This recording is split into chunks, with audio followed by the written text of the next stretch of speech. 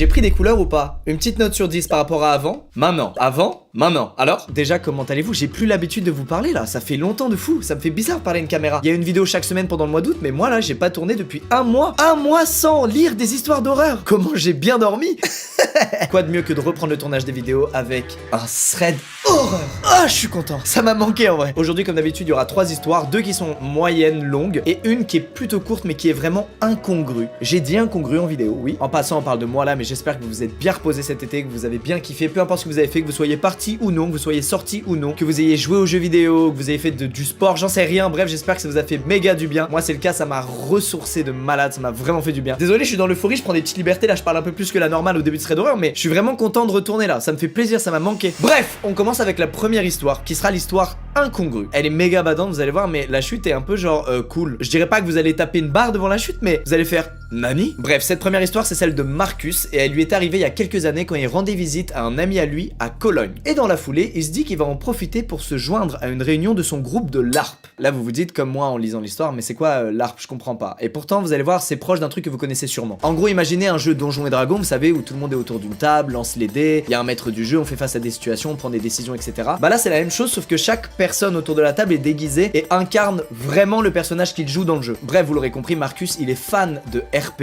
et il en fait d'ailleurs depuis qu'il a 14 ans. Et quand il a commencé à bien gagner sa vie, bah il a commencé à investir de l'argent dans ses costumes, dans son RP, et ça fait de lui un joueur assez important de RP. Il est bon là-dedans, c'est son délire. Bref, Marcus va donc à cette soirée RP à laquelle il va jouer à ce jeu avec ses amis, et puis à la fin de la soirée, il a toujours son déguisement. Et à ce moment précis, il doit rentrer chez lui et donc traverser la ville en chevalier médiéval. C'est pas un plan de ouf quoi en termes de discrétion, t'attires bien l'attention à une heure où t'as vraiment envie d'être invisible, c'est chiant. Il décide donc de se changer avant de partir de cette soirée pour redevenir un simple civil dans les rues de Cologne, sauf que toute la tenue ne rentre pas dans son sac. Il garde donc sur lui un bout de pantalon, un bout de tunique, enfin il garde quelques trucs qui rentrent vraiment pas dans son sac, et il se dit bon ça fera le taf, je suis globalement beaucoup plus discret que quand j'avais la full tenue de chevalier médiéval. Marcus prend le bus, le noctilien, pour rentrer chez lui, et dans le bus il remarque un mec qui le guette pas mal du coin de l'œil. Mais il se dit bon, si les rôles étaient inversés, il ferait la même, il regarderait l'autre en se disant mais qu'est-ce que ce mec fout avec des bouts de tunique, un pantalon déchiré bizarre, on est où là? Quelques arrêts plus tard, Marcus descend du bus et cet inconnu descend à la même station que lui. Marcus est bientôt arrivé chez lui, enfin chez lui, chez son ami qui l'héberge, à qui il rendait visite à la base en allant à Cologne, mais il a faim et il se dit que ce serait peut-être cool de taper son meilleur kebab avec son pote avant de rentrer dormir. Il décide donc de l'appeler et il lui demande de le rejoindre. Marcus arrive en premier au kebab et il attend. Et pendant l'attente, il regarde au loin et il aperçoit une nouvelle fois ce fameux mec qui était dans le bus avec lui et qui cette fois marche tout droit vers lui. Mais Marcus il se dit bon bah le mec rentre chez lui, il vient vers moi mais en même temps je suis dos à une rue donc je vais juste me décaler contre le mur et puis il va rentrer chez lui, voilà et fin de l'histoire. Sauf qu'au moment où il se décale, l'inconnu lui attrape le bras, il sort un couteau, il lui dit en le regardant dans les yeux je veux ton portefeuille,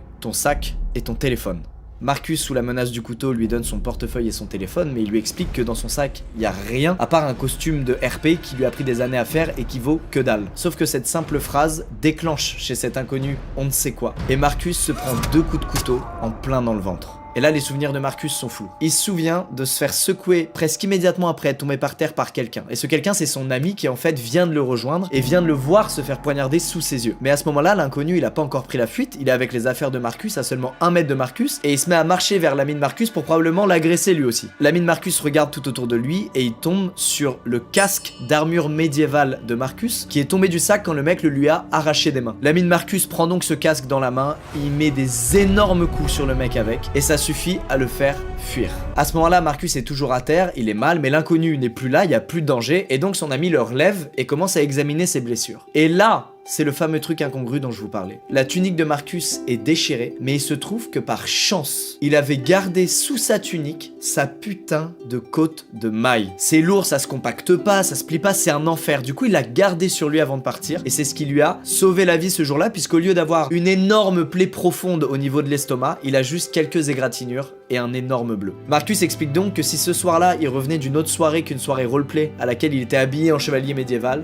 il serait mort pour avoir voulu dire au gars que ça servait à rien de voler son sac qui contenait des costumes en mousse. C'est incroyable la chance qu'il a eu. Voilà, c'était le petit truc incongru dont je voulais vous parler en premier. Ça nous fait extrêmement bader, mais ça finit bien, le hasard est un peu improbable. Bref, je vais faire du RP moi, c'est sûr. Messieurs dames, il est temps de passer à la deuxième histoire, et alors là, accrochez-vous. Je crois qu'on n'a pas encore eu ce cas de figure là. C'est l'histoire de Zoé, et c'est une histoire qui a été postée sur le Let's Not Meet FR. Et elle est incroyable, merci Zoé d'avoir pris le temps de la raconter. Tout d'abord, Contexte. Zoé a 20 ans. Elle habite en banlieue dans une petite résidence de 6 maisons qui sont unies par une petite cour. Cette petite cour est censée être protégée par un portail, sauf qu'il est extrêmement souvent cassé, et ce jour-là, devinez quoi? Il l'était. C'est-à-dire qu'il n'y avait pas besoin de la clé du portail pour pouvoir l'ouvrir, puisqu'il était juste grand ouvert. La maison de Zoé, c'est un rez-de-chaussée et un étage. À l'étage, il y a 4 chambres, dont la chambre de Zoé, et au rez-de-chaussée, il y a une chambre d'amis transformée en chambre de soins. Pourquoi en chambre de soins? Parce que Zoé explique qu'elle a des gros problèmes de santé, et que depuis toujours, elle reçoit la visite d'infirmières dans une pièce dédiée à ça, dans laquelle est rangé donc tout le matériel dont les infirmières ont besoin, les médicaments. Bref, c'est là où se déroulent les soins dont Zoé a besoin. Dans cette maison se trouve aussi le chien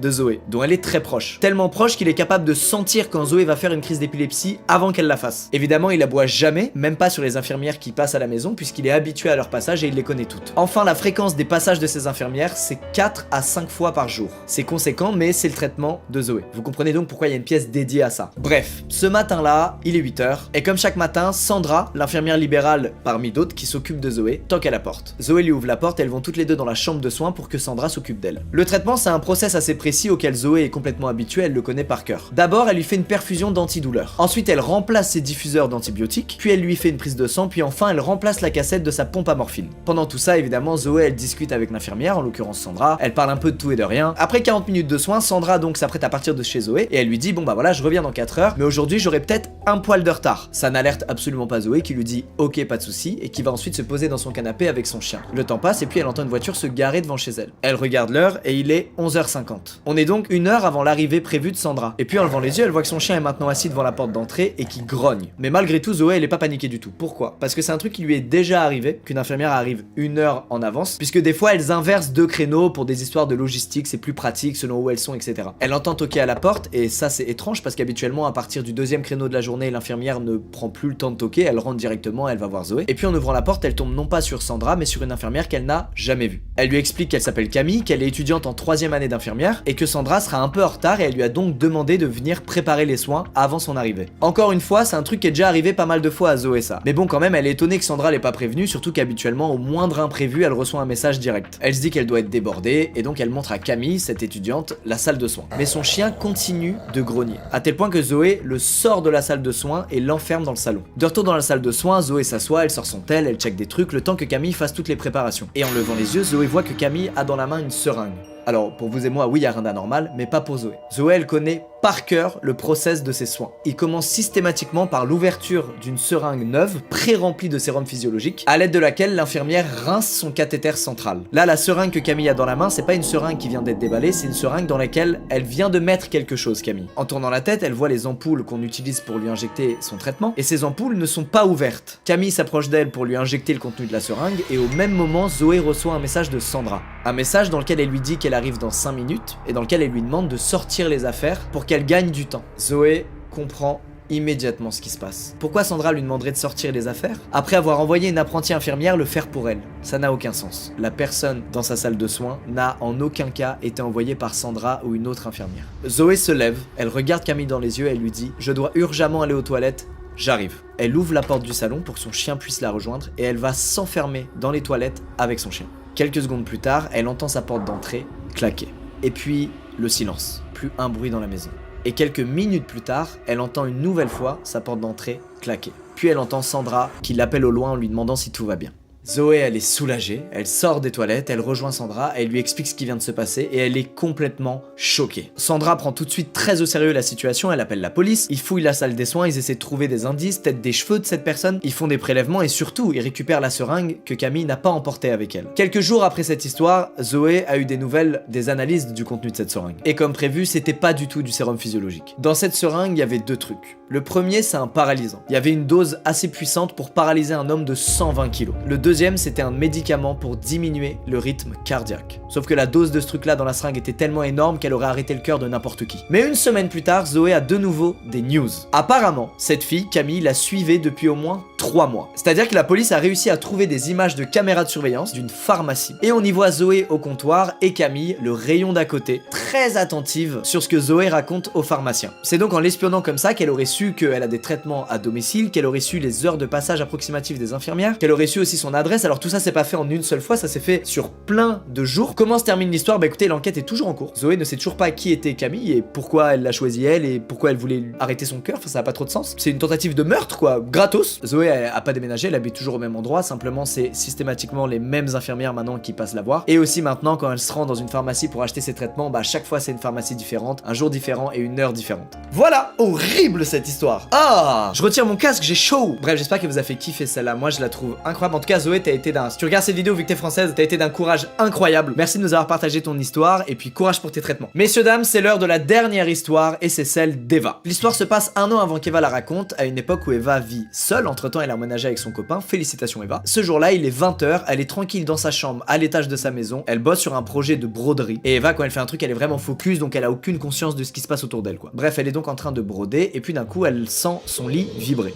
Rassurez-vous, rien de paranormal, c'est juste que sa chambre est au-dessus de la porte d'entrée de la maison. Et donc à chaque fois que quelqu'un ferme cette porte d'entrée, ça fait vibrer le cadre du lit d'Eva. Alors ça l'alarme pas du tout, pourquoi? Parce que même si elle vit seule, son copain vient très fréquemment la voir chez elle. Et quand il vient la voir, il fait un peu comme s'ils vivaient ensemble, c'est-à-dire qu'il toque pas, il sonne pas, il la prévient pas. Il rentre, il ferme la porte, il se pose dans le salon et il attend qu'Eva descende pour le voir. Bref, ce jour-là, Eva est vraiment plongée dans sa broderie et il lui faut 5 bonnes minutes avant de descendre au rez-de-chaussée dire bonjour à son compagnon. Elle sort donc de sa chambre, elle est en haut des escaliers et en regardant au rez-de-chaussée, elle voit que sur le porte-manteau, il n'y a pas la veste de son mec. Pourtant, systématiquement, quand son mec vient chez elle, il retire sa veste et ses pompes. Immédiatement, elle comprend qu'elle a dû rêver et elle retourne dans sa chambre pour continuer sa broderie. Au moment de remettre ses AirPods, elle entend un énorme bruit venir du rez-de-chaussée. Immédiatement, Eva panique, elle retourne à l'entrée de sa chambre et elle crie le nom de son petit ami pour savoir si tout va bien. Malheureusement, aucune réponse. Ou plutôt, pas la réponse espérée. Ce qu'elle entend en retour, c'est des bruits de pas se diriger vers sa porte d'entrée, qui fait face aux escaliers. Elle a donc tout de suite un très mauvais pressentiment, elle retourne très discrètement mais très rapidement dans sa chambre prendre son portable, et puis elle va s'enfermer dans sa salle de bain à l'étage. Aussitôt, Eva appelle la police. Elle est sur le point de leur donner son adresse lorsqu'elle entend des pas dans ses escaliers. La personne au téléphone lui demande son adresse et ce qui se passe, et Eva, en chuchotant, lui donne juste son adresse à répétition, sans rien expliquer. Elle a pas le temps, il y a quelqu'un qui est en train de monter les marches, et quelques secondes plus tard, ce quelqu'un est déjà devant sa chambre, là où elle était il y a à peine 20 secondes. Eva, elle en est maintenant certaine, ce n'est pas son mec qui est dans la maison. Clairement pas. Et elle décide d'ouvrir la fenêtre de la salle de bain et de descendre sur le toit de son garage. Elle est donc sur le toit de son garage et là il n'y a pas d'autre solution que de ressauter, sauf que cette fois c'est un peu plus haut. Elle s'explose les genoux à l'arrivée, elle se râpe complètement. Et là elle se relève, elle a pas le temps de réaliser ce qui vient de se passer, qu'elle court le plus vite possible, le plus loin possible. Et faut savoir qu'à ce moment-là, on est mi-octobre, il fait complètement noir dans la rue, elle sait pas où elle va, elle sait pas si le mec la suit ou pas, elle en sait rien, juste elle court. Et pendant sa course, elle fait un truc assez ouf. Elle prend son téléphone, elle raccroche avec la police, alors qu'elle sait toujours pas s'ils vont venir ou non, et elle appelle son petit ami pour lui expliquer ce qui vient de se passer. Dans sa course, elle se réfugie dans un magasin dont elle donne l'adresse à son copain au téléphone. À son arrivée, elle lui explique donc ce qui vient de se passer, il est complètement choqué, il décide de rappeler la police parce que là, ils peuvent pas rentrer, le mec est peut-être toujours là, il est peut-être très dangereux, et c'est seulement 15 minutes plus tard, 15 longues minutes plus tard, qu'une patrouille arrive à la maison. Autant vous dire que ces 15 minutes, si Eva était restée dans la salle de bain, ça l'aurait pas fait. 5 minutes après leur arrivée, la police rappelle le mec d'Eva pour lui expliquer un peu ce qu'ils ont découvert dans la maison. Déjà en arrivant, la porte d'entrée était grande ouverte. Et dans le salon, la grande table basse avait été complètement renversée. C'était ça le fameux gros bruit qu'Eva a entendu quand elle était à l'étage. À l'étage, la porte de la salle de bain, elle a été enfoncée tellement fort que le cadre de la porte lui-même s'est barré du truc. En revanche, la maison n'a pas été fouillée et rien n'a été volé. Après avoir eu ces explications, Eva et son mec ont bien sûr pu retourner à leur maison, avec les policiers toujours présents sur place évidemment. Une équipe d'ambulance a été appelée, Eva s'est fait examiner, elle s'est fait un peu soigner ses genoux, compris cher dans sa chute, et Eva a réalisé que c'était peut-être très dangereux de laisser ouvert sa porte pour que son mec puisse la rejoindre quand il veut. Et que peut-être il aurait fallu la fermer à clé constamment et lui donner un double des clés. Mais d'un autre côté, elle vit dans une toute petite ville dans laquelle il se passe vraiment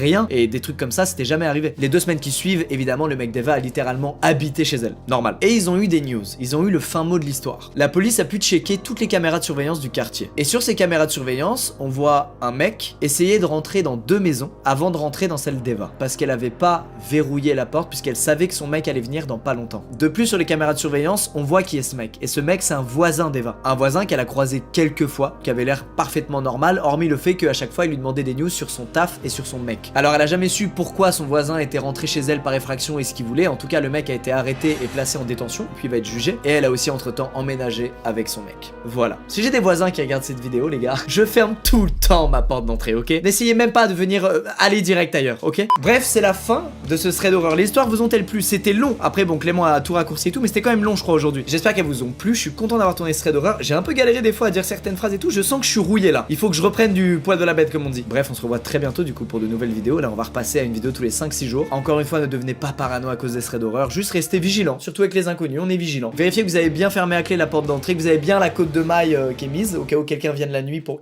Ça y est, putain, j'étais plus du tout parano là pendant mes 2 dernières semaines de vacances. J'avais oublié. Et là, le fait de relire des trucs comme ça va me. Je siffle. Allez les squeezos. À très vite.